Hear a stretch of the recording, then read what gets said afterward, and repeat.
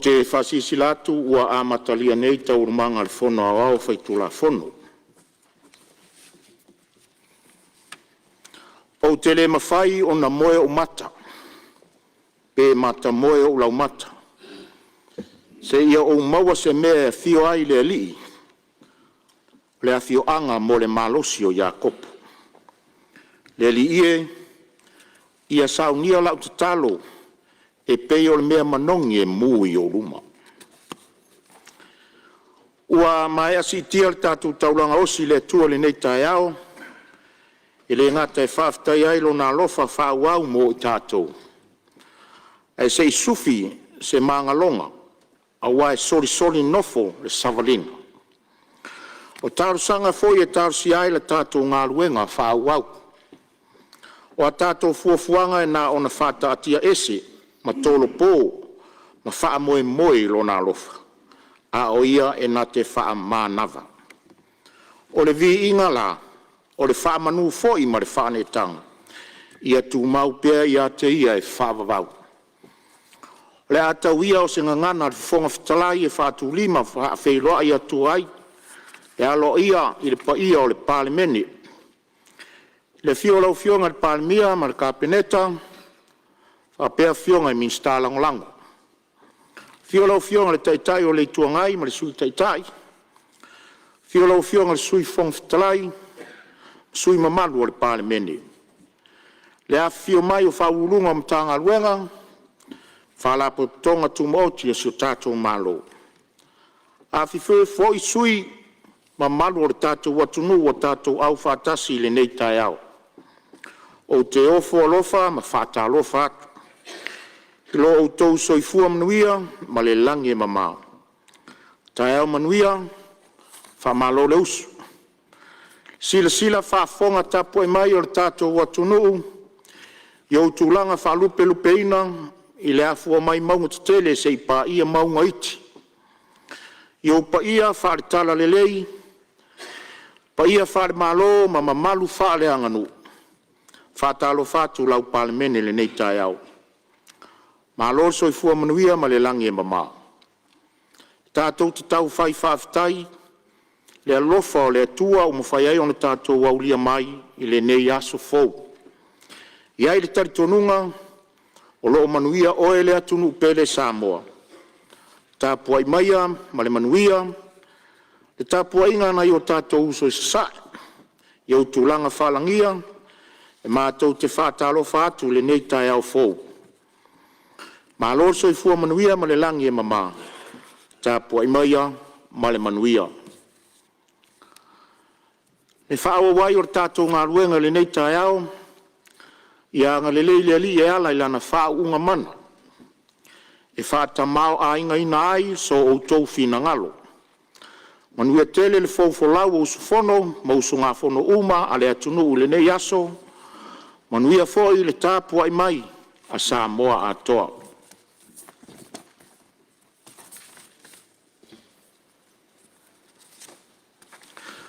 Tuina to pepa. Mo pepa le Palemene lua filosofulu ono, lua filosofulu fitu, numero fasofulu ono, li potu le whainga palota o lua filosofulu lima, official komisi o whainga palota. Whalo alo fio.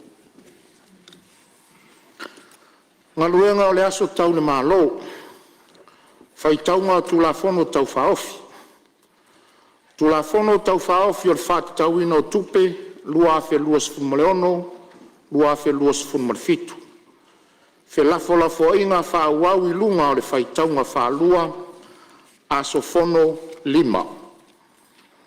Tōra pōta o manga le fono au whai tu la fono le aso wharaile na seima vai atu nei, o lo sa unoa le fionga le suis fono mo fale la tai ma sa matau.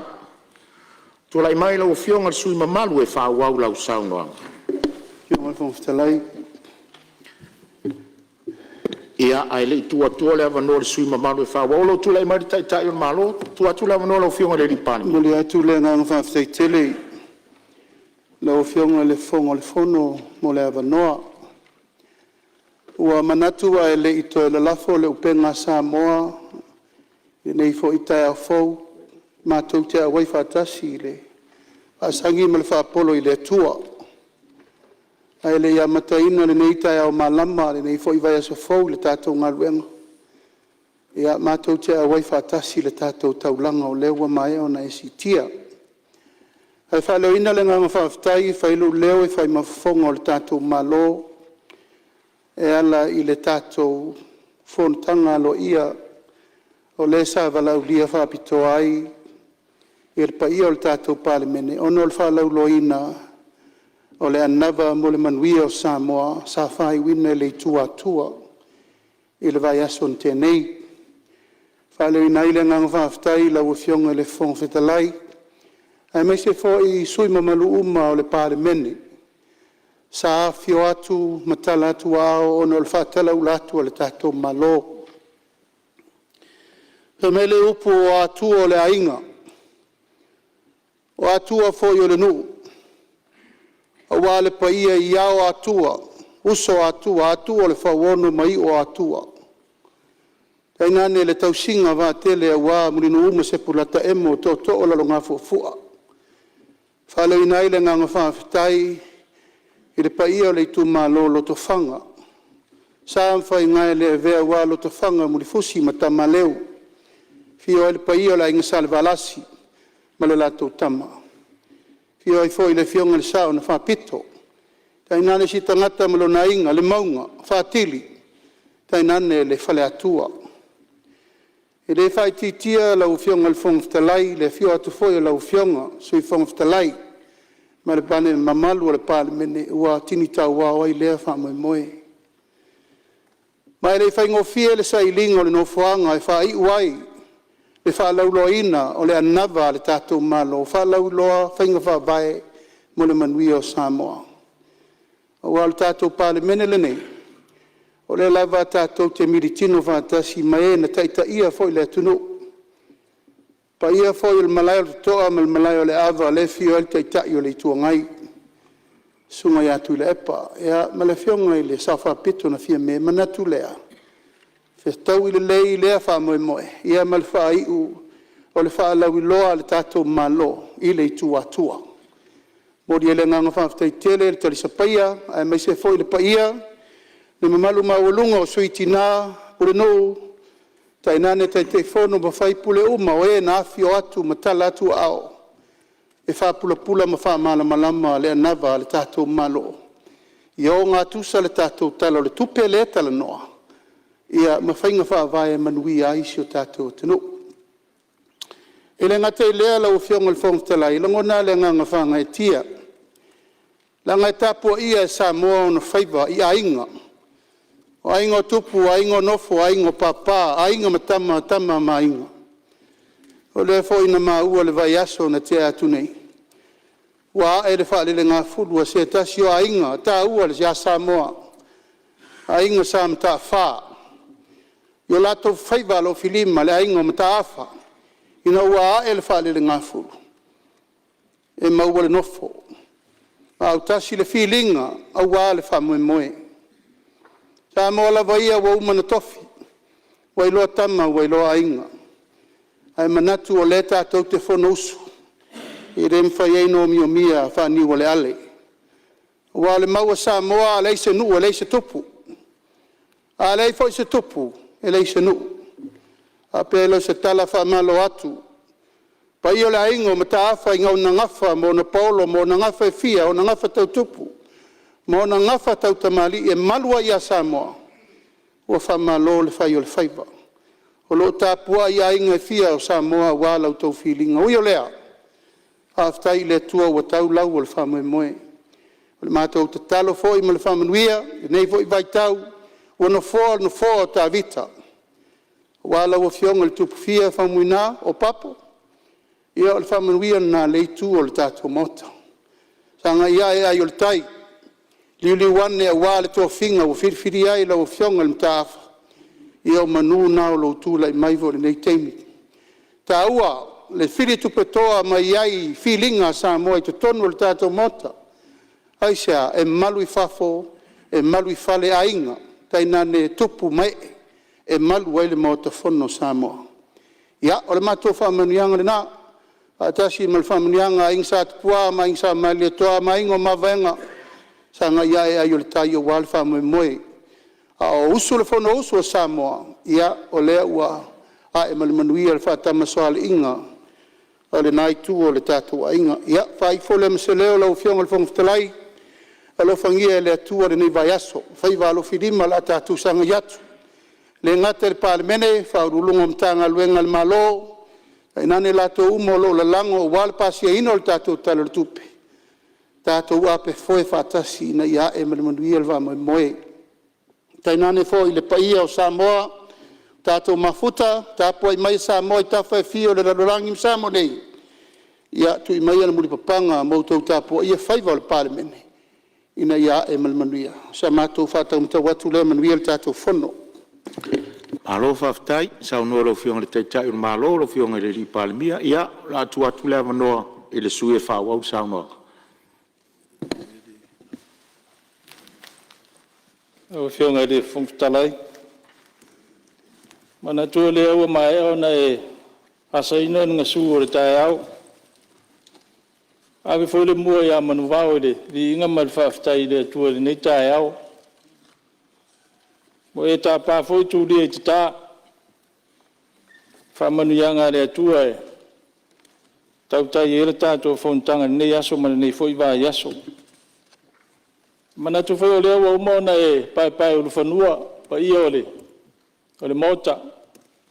Ia me se foi o le whafonga tāpua ia si o tātou atunu. Una iei leo le manatu. Ia o le ata se rua iei lo sa folau li nei tae au e manu fo i taimi. E whaawa wai se whaamatalanga nei tu malo. Ina i motu ngā awhaere. Whaala popitonga o le mara si anga tau e tise. Mai tau ina le tele ngese o le ati na ina o mara si anga whafowina. Mai lava le 5 tausanga wa tuna iatu. Ia, nei te wa se lau mai tau mana wa aia pe ia ele aia se renew po se mara si anga whafowina. Ua mawhai ona whatuina le 5 tausanga e pe ona tuna iatu. Ai tasi le atu langa tā ua tele. E pe ona whengai e neilo tātou atunu ma le si tia maulunga o tau o suau. Wa le foi sa tau mawhai. Ia o atu le tausanga e rua awhe tau se furu. Ua au sia le se laupasene o le maru si anga whafowina. Peitai. Ua pau maa ua lalo ai le teminei. O le whautuanga foi le tu atu le malo. Ia se sila tutoa le vaenga tā ua lea. E whiona u tau mwhai atu se tasi o vaenga e promote ele whaonga inao. O nisi o awala whio inga. Ina ia tu ese o tātou whalango i lunga o suau mai whafo. Ia ona o mai lea i le whamana tu atu le tārsanga ale nei tu malo. I le reito le tise mo maotau whaiwhiau. E au fia i foi ma lau mua o e kare sia pe o marua. E a o moa. E whapea foi ma me tisi i whare ula. Ia manisi o e kare sia. O le tāsanga sa tu inatu. Sila toa le malo e le vaenga lea. Ono le reito lo iei whale o whaiwhiau mai e kare sia temin nei. Ia o lo tutusa ma le commercial rate. O le tāsanga. Ia se tu sila e whetu na inga o tau le tise. E te tauona o whatasi ma le consumer domestic rate. Ia o wao whale o lo nonofo pe a fio i fwoi pa i o lau whainga aruenga. E wharua ina fwoi nei tu malo se tasi o tau.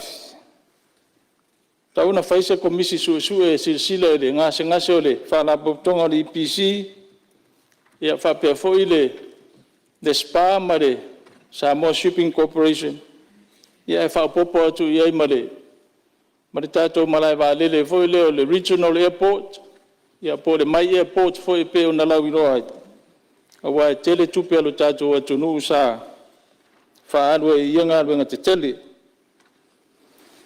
Ona ua mai lea i le whale mai whai tū mālo se o tū mālo, ia manatu e ua whangongo tangi au fo nei mauta, ia le taulanga langa pēr nei tū mālo e lon whale mai, o lea wau tātou moli mawina fo i tū waso whapēnei. E tū lai mai ai le taungo tāo whio inga, ia mai se foi o ni whaalawe lawe whanā tūra e tū lai mai, lea taimi. Ia o ngā tele ai, whare mai whai tū mālo, ia peo no mātou te talo atu ai. Ia se alo whangia le mālo, ia le tū ia tu pēa, ale nei tū mālo, i te whātino ina o le ngā ruenga tā ua, a wale manuia le ngata i tangata o sio tū mālo, ia o nu foi mawhio anga tū lalata atu i au tawha. O mai tau ina le whātupu la ia pēa, o whamai le pipisi, e ona moli mawina i le li poti ale, tātou matanga luenga le whātungao, le whau mō mia nisi masini fau e whao popo. Ai, o le ana watawa e māsani ono tātou whalongo ai, e siri le pui ai lo tonga fitia. O tele whalau i loa ua whatino, ai pe tai e whanoa noa e leo sawa e lalo no mera wha mai le pipis. O le mera se sila te toa malo. Ia po le atonu a le mea le tupu a le a fwoi se whainga ma whai ona fo ia nei whawhita out. O le mai tau al nei tu malo. A sila e le tau o mea tau mawhai e nei. Watu se whateita inga. O tangata atu le niu nai lo le whangusua malie. O tātou atu nuu foi e mātitiva. E liri whātangata i le mea tau ngofie. Ale ase whainga e mawhai ona promotai vaenga ia e pei ole. O le swawai ma le niu. La fionga le fōwhitalai. Ia, maria whenore sui o whala time samtau, ia o lo tūlai mai la fionga le minstar so i fua malolo ina, tu atu le manua lo fionga le minstar. La fionga sa mutalawa se langona e whalawa lawe alo alo mafua. Pita iane ia o te lolo o tolu nei vaenga o le. Nei fo i mtanga luenga o iaile saunoanga sui malu.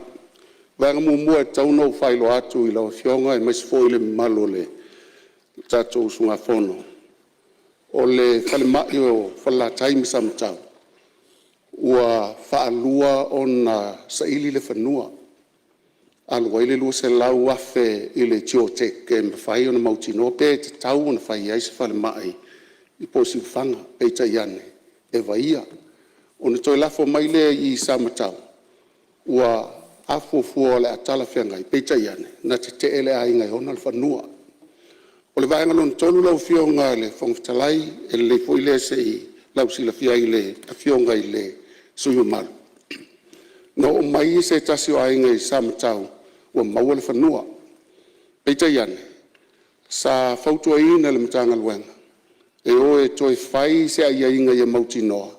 E le ngata o le whanua tuma oti, freehold land. Ai ia mawhai una saini mai ila fionga i le la tō whaipule ma le tele unta mali. Ma o le ua mātou maua ina, o le vai aso nte au nei. Tātou e tō aitau nuu ai. O nana o mai fo i whanua. Tuina atu i le mtanga luenga po le whanua ma fuanga whanua. E leo ngā tusa le suafa ma le tūlanga tonu i ai le whanua le whanua. Ia nasa whai fo i sina whautuanga. Ma lea laua o mai taimi nei. Ia lea laua i ai le wha moe. E 2 miliona le tupe whaanganga o lo i ai taimi nei. Ia maulaua ngā lue mai ai ia le i la tau le tauna. Whaatasi ma le tatou mtanga luenga. Ina ia tala whianga i leile whale mai mo le tatou ai tu malo. Le vaenga lona lua ua taua e le fionga stream malu ia le NCD po wha mai le pisi le mafua mai ai ia le tatou o atu le whaino whatu ngā o manga ia toi loa lea i le wha matoto. Lau fionga. O le tele i o ngā luenga whaasafua le tatou mtanga luenga pe iei le pen whaasa moa. Ma ua sila fia i tu malo taitasi o lo iai o la tu whale mai. O o lo whaipaanga i a Fono Whawai, ma whale mai whai tūmalo. O lo no wingo Fono Whawai iei tonu nu, ia o lo no wingo nu e tauna iai nisi o Suyo Committee. La tuti whaanga i o inga le vaenga lea, o le o e whaile fua le suka, fua le toto, a whape maua atua maua e tele. Ia o na tuula ia le fomai, i o le fomai na te whaia whai unga, o nisi wa mai tua sivi pa peo sala whai. A o nisi fo tua sivi, ua o mai mto tua mau tupul mele na, a whaftai tau langa le fionga i le sui malu. Sa o lele lavalan saunoanga, o te iloa ue ta ua le niu tau mafa. E silofia, sa au le saunoanga le tatou taitai o le malo le fionga le palemia. Varsuno tupu whanua mai ele o Samoa, ele whaaleanga nu, o lona winga, e te tauna toa ini niu, pangalea, ele o telin tatou niu i ele ia. Mea na alela tau ta, ana se manula e tatou te ngā lulu e tuto niu, se manua la whai ngofio, tau ngofie, i tatou niu, mātou ai sa la whai tau ngofie niu, ele o whatau a foi, wai te aluatua e siautua, oi mau mail niu,